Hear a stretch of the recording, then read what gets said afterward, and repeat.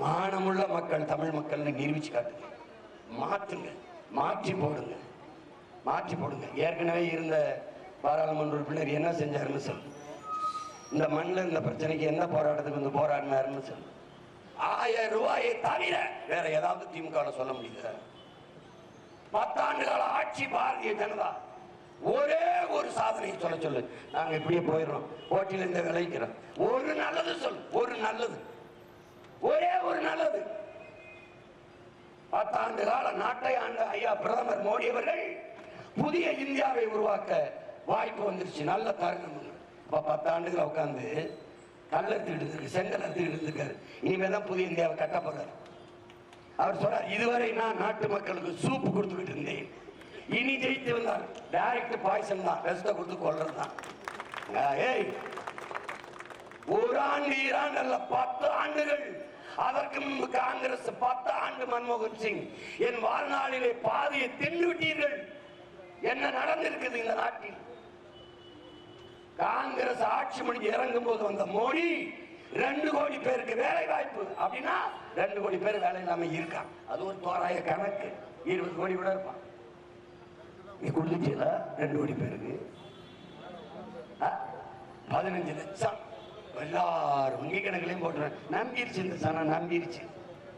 அதை நிதின் கட்கார்ட்ட கேட்குறாங்க, என்னங்க நீங்க இப்படி எல்லாம் சொல்லி. நாங்க ஜெயிக்க மாட்டோங்கிற நம்பிக்கையில சும்மா ஃபால்ஸ் கோப்பா அப்படி ஒவ்வொன்றா சொல்லி விட்டோம். அது ஒரு எலெக்ஷன் ஜூப்லா, சும்மா சொல்லி விட்டோம். திடீர்னு மக்கள் எங்களை ஓட்ட போட்டு ஆட்சிக்கு வர வச்சுட்டாங்க. இப்ப கேள்வியா கேட்குறாங்க, எங்ககிட்ட பதில் இல்லை. நல்ல வீரர், நல்ல தலைவன், நேர்மையான ஆட்சியாளர். ஒரே ஒரு தடவை பிரஸ் மீட் பண்ண சொல்லு இந்த மோடியை. ஒரே ஒரு தடவை பத்திரிகையாளரை சந்திச்சுட்டு சொல்லு, நாங்க வித்ரா பண்றோம், போட்டியிலிருந்து வித்ரா பண்றோம் சந்திக்க சொல்லு. சந்திச்சா சொல்லு. இந்திய நாட்டின் பாராளுமன்றத்திற்குள் எல்லா உறுப்பினருக்கு முன்பு பேசியதை சொல்லு, பேசியதை சொல்லு. அந்த மகுவா மைத்ராங்கிற ஒரு வங்கத்து சிங்கப்பெண் ஒற்றை உறுப்பினர் அவ கேட்கிறார், மிஸ்டர் பிரைம் மினிஸ்டர், நீங்க கொரோனா நேரத்தில் பிரைம் மினிஸ்டர் ஃபண்டுன்ட்டு பல ஆயிரம் கோடிகளை நீங்க நன்கொடையா வாங்கினீங்க, அது எவ்வளவு வாங்கினீங்க சொல்லுங்க அப்படின்னு. இவருங்க இப்படி கையை கட்டிக்கிட்டு இப்படியே இருக்கு. அப்படி திருப்பி கூட பார்க்கல, இங்க இருந்து கேட்குது அந்த அம்மா. இருக்கு பாரு, வலையொலியில் இருக்கு. என்ன பண்ணீங்க அந்த ஃபண்டை? பதில் இல்லை.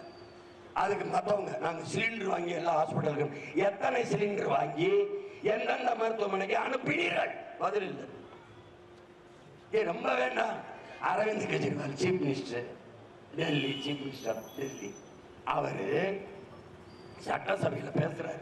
இருக்கு வலையொலியில், என் தம்பிகள் பார்க்கலாம். தமிழ்ல கூட மொழிபெயர்த்து துணை எழுத்து, அப்படி துணை எழுத்துல வருது.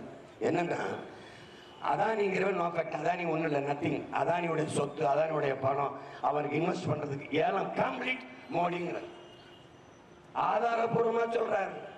இலங்கையில விண்டுமில் அந்த காற்றாலை மின்சார உற்பத்திக்கு டெண்டர் வாங்கி கொடுத்ததே, கட்டாயப்படுத்தி அதானிக்கு வாங்கி கொடுத்தது மோடி தான்.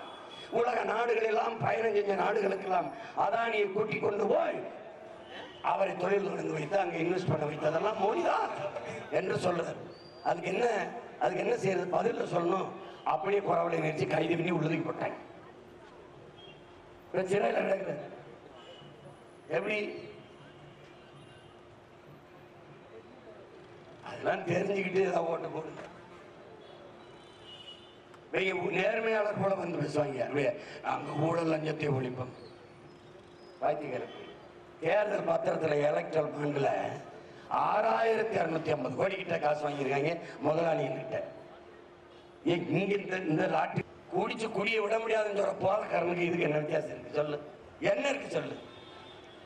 இந்த போதையிலிருந்து தெளிஞ்சு வெளியில வாங்க. முதல்ல வெளியில வாங்க, வேற ஒண்ணு தேடுங்க. எல்லா துறையும் புதுசா அனுபவிச்சிடணும். ஒரு செல்போன் புதுசு வந்துருச்சா வாங்கி பார்த்துடணும். ஒரு சட்டை புது மாடல் வந்துருச்சா போட்டு பார்த்துடணும். ஒரு செருப்பு புதுசா வந்துருச்சா போட்டு பார்த்துடணும். ஒரு கார் புதுசா வந்துருச்சா அதை வாங்கி ஓட்டி பார்த்துடணும். எல்லாத்துலையும் புதுசு தேடும் போது 75 வருஷமா ஒரே சின்னம் உதயசூரி.